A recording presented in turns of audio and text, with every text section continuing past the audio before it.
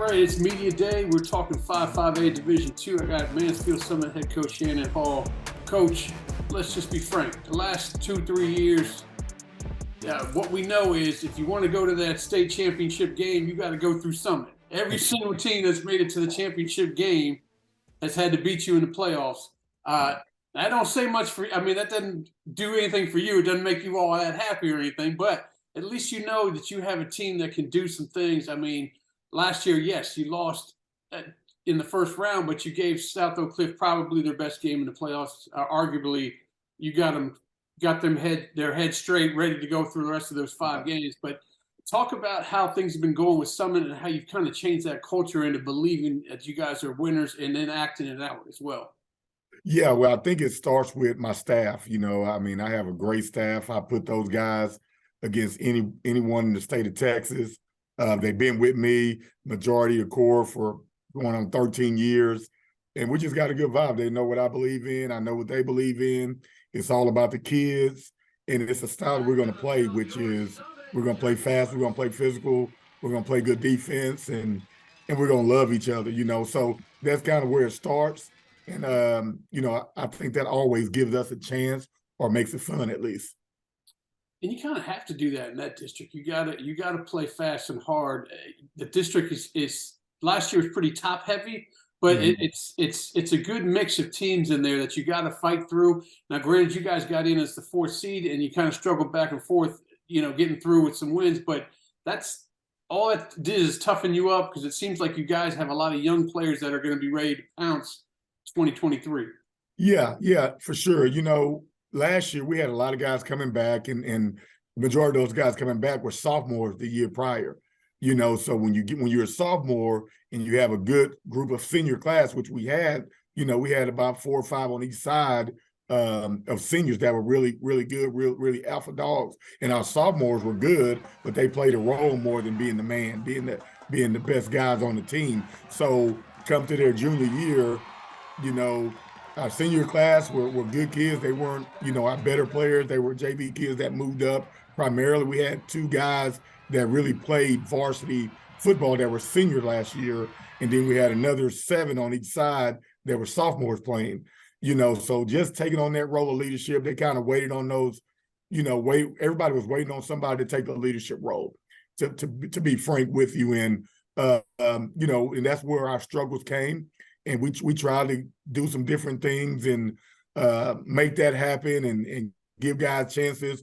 And that's why we struggled early, but we've kind of found our niche a little bit, found our identity, and guys kind of said, okay, it's on me. I was going to say, you had struggle with finding a leader last year. Is it during the off season this year? Is guys kind of pushing their way to the front? Hey, I know what I got to do now. I want to be that leader. I want to be the guy that can lead Summit to the top here. You better believe it. Without leadership, there's nothing that's going to be done, because I'm in that locker room, I coach, but when we step out, what's going on, and it has to be echoed. We're saying they got to echo those things. They got to live those things. They got to be those things. And that's what we're searching for. And I feel like our kids, everything's trending in the right direction.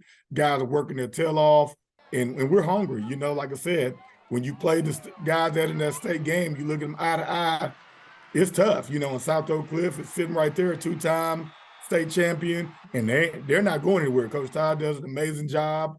And, and we're going to be honest, it goes through them. Everybody in the state of Texas in 5A Division II, you better be prepared for them guys because they're going to be there. And wherever they show up, around 1, 2, 3, 4, 5, you better be ready. So, we're trying to get ready. Yeah, well, I'm not trying to add added pressure to you, but I just did a segment with my guy Diggs, and he's got you playing South Oak Cliff again, except this time in the regional final, a little bit further down the road. But I'm not. That's pressure's pressure. Whatever, you can handle that. Talk to me about some of the strength that you have coming in. We talked about some of you definitely have experience coming back, but maybe some positions that we need to look out for. Yeah, it's always going to start up front with us. I believe on the D line, you got Mario White's having a great offseason spring, 6'3", 210, 215 edge guy, rusher. He's going to be a problem. We like him. We got Legend Journeys coming back as well. He's been on varsity since he was a freshman, 6'2", 260, interior D tackle. He's going to be special, or he's got all the looks in the world, all the offers in the world as well. I mean, he's good as well. Then we got a sophomore. He'll be a junior next year. Travis Buhaki, 6'2", 250. Probably going to go to state in shot put as a sophomore. He's a dog, just does everything right. AB student. So really, really excited about him. So that's where it starts. Offensive line. We got Jaden Ferdinand coming back on the offensive line. Started every game for us last year. Carlos Bencord, 6'2", 320, coming back for us. Started every game for us last year. So that's kind of our anchor up front with those guys. We got some other guys that played and coming back last year up front too, but that's where it starts. Andrew Billings started for us last year. He'll be back on that D-line. So we got all those guys, and then this year I think we upgrade in the linebacker spot because those guys are coming back. Christian Jones played as a sophomore at Mike Backer. He'll be back as a junior. And then we got Jaden Williams coming back at outside backer. Year under his belt, he's back. And then you add Colin Reed, who's an alpha dog to that mix at linebacker, and he can do some edge rush stuff. So our front seven pretty much is everybody's back. We got 7 of those guys back pretty much, and that's where it starts. And then we got Joseph Williams come back at quarterback. That's going to be good for us. And so we're ready to go. Amari Burgess back at running back, 1,000-yard rusher. We feel good about him. And Jordan Hubbard, who does a little bit of everything for us, running back, safety, linebacker, he's back for us. So we're excited. Will there be a position during spring and summer workouts that you'll be looking for somebody to step up? Like, okay, we have graduation at this position. I need somebody to step up and fill that role. Yeah, like I said, it's not that. Like I said, we graduated a D tackle. Roger Stewart's going to Northern Arizona. We graduated Jalen Cabell at left tackle. He's going to Texas Wesleyan to play. And again, everybody else is back. But our key is our secondary and receivers. Those guys are back. Those guys got to step their game up. We're expecting big things from those guys with that experience being back now. Now we need them to be some dogs and make some plays, because they got to go against the dogs on those other teams in this tough district. And we have to be solid there up front. We're going to be good just because that's how we do it. We need our skilled guys to step up. But I got a feeling those guys are going to be up for the challenge. Let's talk about some of the other teams in the district. Obviously, Heritage is hit with a lot of graduation, but they were very good last year. They also gave South Oak Cliff a tough game. And the Everman, who had their comeuppance last year, was really solid. Ennis is back, and then Burleson's got a new head coach over there. Who are you kind of looking at as somebody that you got to really face off against? I know everybody. You're going to tell me everybody. You know exactly what I'm going to say. It's definitely everybody, because the deal about this district is everybody's good. And then everybody's going to give you their best shot. There are no games off. You're going to have to play. We have to go to Corsicana next year. It's going to be tough. So we got to be ready to play.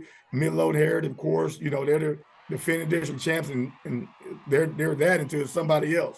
So they're going to be good. In his culture, history, school, they're always good. Coach does a great job. He's not going to stop coaching, so he's going to do a great job. Everman, they got hot last year. I think he has his I know he has his quarterback back.